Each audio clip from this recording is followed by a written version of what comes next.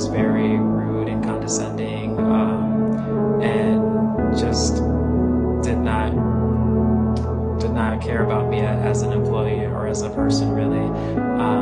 And I forgot to mention, this job was actually remote. It was a virtual job, so I never actually met anybody in person. And I was really taken back because I volunteered for this company for almost half a year, and then all of a sudden, like, I started to get treated very disrespectfully. There were times where they wanted me to lie, right, about, you know, numbers to like make themselves, you know, seem bigger to their audience and to their clientele.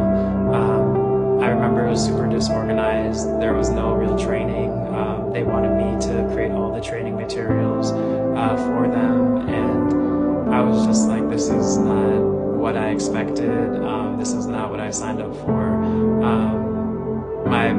Just everything was going wrong, and I started to feel like the panic attacks coming again. I started to have anxiety and kind of depression like I was having at the previous toxic corporate job that I had left. And I realized immediately that I had made a big mistake, and that I didn't know what to do now.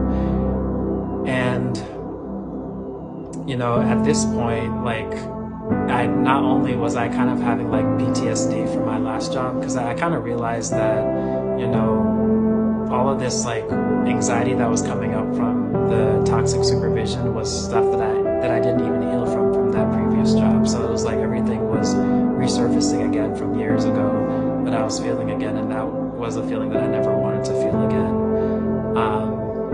And so not only was I experiencing like a lot of anxiety and distress emotionally and psychologically, but my body was starting to get sick. Like, I was having shortness of breath. I, you know, was coughing. Like, it was really bad. Like, I literally felt like I was getting COVID. And I don't know what was happening to me. I was just breaking down physically and mentally.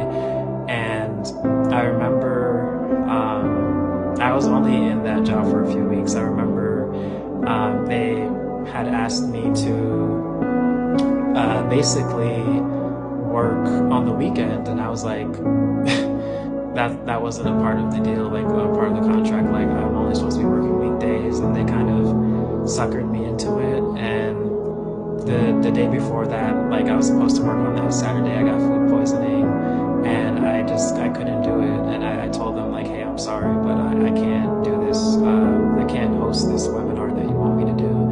And they got really upset with me, and my boss had like said, you know, we're gonna have to have a conversation about this, because, like, you know, you keep getting sick, and, you know, you're not reliable or something. And I just at that point, you know, just quit. I just sent in my resignation email, and I was like, you know what, I'm done. I'm not doing this anymore. And as hard as that was for me, like, I literally just, it felt like a huge weight came off of my shoulders, because I got out of something that I really shouldn't have been in. And because I was so blinded by my own desires and by my own passions, I ended up walking right into a destructive thing.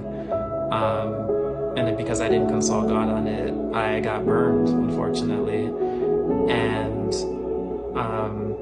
I remember, I don't know if this was before or after I quit, but around the same time I was listening to this kind of like, I guess you can call it like a Christian podcast or something, but it's hosted by one of my favorite Jamaican gospel artists. But some reason they were talking about, you know, people who got new jobs, and they're kind of like prophesying to people who are listening. And I remember that they were saying that there's people who, you know, you started a new job and you got a new job that God didn't approve of, and that you need to repent of it. And I knew at that time, like, okay, God, like, I got you. I get the message. I'm sorry, and I'll get out of this job. so that was kind of like the cherry on top that I needed to know that like, hey, this is not where I'm supposed to be. And so I literally quit my job with no job lined up, which is pretty scary too, because I've never done that before. Every time I've quit a job, I've always had something lined up. So at that point, I was kind of just living life a little bit for a few days. I was just like, I don't care. Like, I'm unemployed. I enjoy the money that I have. But then I really had to think about what was next for me. And so I was kind of talking to my family about what I should do. And they were telling me, well, just go back to, you know, the job that you left before at the university. And honestly, I had so much pride at that time that I really didn't want to kind of go back and like beg for my job back. But I was like, it's either I go back to the job that I had or I start applying for more jobs that I have no idea how they're going to turn out, and they could literally be worse than the one that I just left. And so I just ultimately decided just to go back to my previous job. And of course they took me back right away. They didn't even get into the interviewing process to replace me. And yeah, I basically ended up back at my job that I was trying to leave. And, you know, I think what I had learned from that was, you know, I had strayed so far away from God's voice, and throughout that time during the pandemic, I was getting involved into a lot of things that I really shouldn't have been doing. A lot of, like, you know how they had all those like get rich like quick coaching and all that stuff. I was just trying to do everything to make money, and the more I tried to do that, the more pitfalls I fell into throughout the year. And I was just getting annoyed, and I was jumping from this to that and just trying different things because I was just so uneasy, and I just wanted things to be fast and just, you know, have fast results. And I was just never happy with where I was. And it continued to escalate throughout the year until I literally, you know, quit my job. And it took me to quit my job to realize how far like I had gone in terms of, you know, going astray and just like making bad decisions. I told God, you know, I'm so sorry. Like I really didn't even realize what I was doing until like I got to a point of almost no return, right?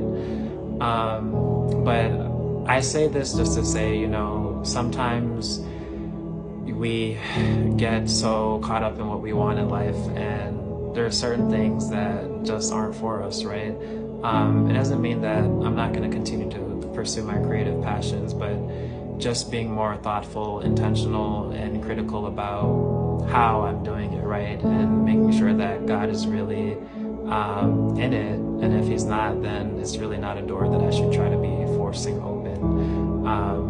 And so if you're, you know, noticing red flags about something, really take a step to caution yourself and think about it. And think really about, why do I really want this? And what is it about this that's drawing me?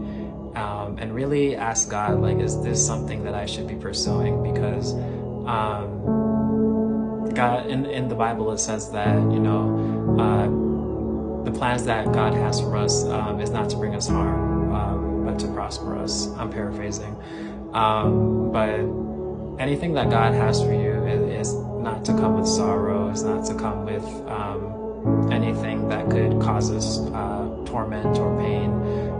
But many times when we follow our own desires, it'll lead to something bad because it's not affirmed by God. So that's my second story. I definitely have more to share, but I hope this was helpful, and I'll talk to you guys later soon.